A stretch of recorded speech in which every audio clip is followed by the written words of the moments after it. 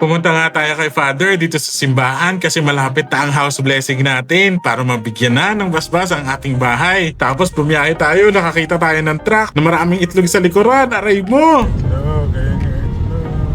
Oops.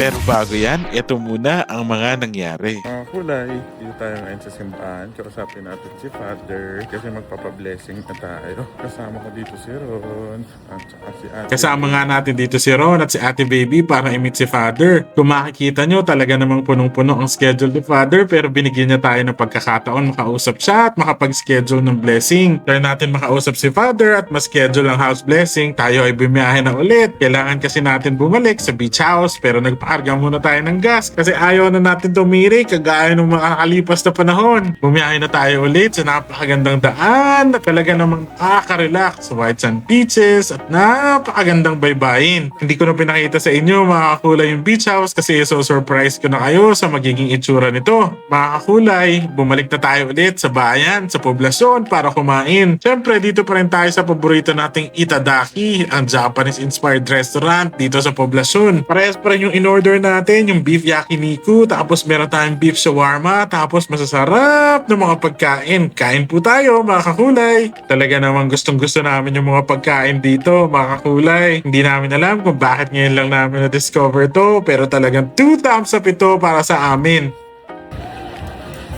Makalipas namin kumain, kailangan namin bumalik ng beach house pero dahil dala namin yung malaking sasakyan, iikot tayo sa Itok, sa barangay Itok. Tapos meron kami sinusundang truck na talagang mayroong itlog dun sa hulihan. Hindi namin mawari kung bakit. After sa beach house, bumiyahe naman tayo papunta ng Daet. Talaga naman ang dami nating pinupuntahan ngayong araw. Pagdating ng Daet, kumain. Tapos pumunta agad kami dito sa department store para bumili ng mga unan, mga appliances at mga kung ano-ano pang kulang natin sa beach house. Ito yung malaking unan na pinaglaruan ko. Tapos dito, pinagtripan namin ng kaunti si Roel para magkaroon naman ng konting kasiyahan. Kumuha kami ng mga pambatang damit tapos sinusukat namin sa kanya.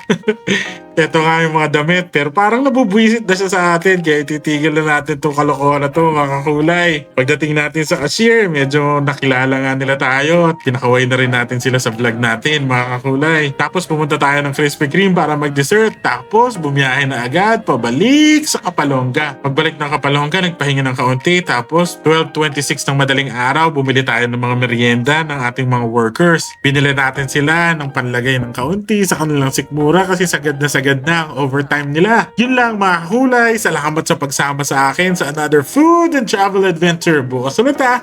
Yun lang, thanks, bye!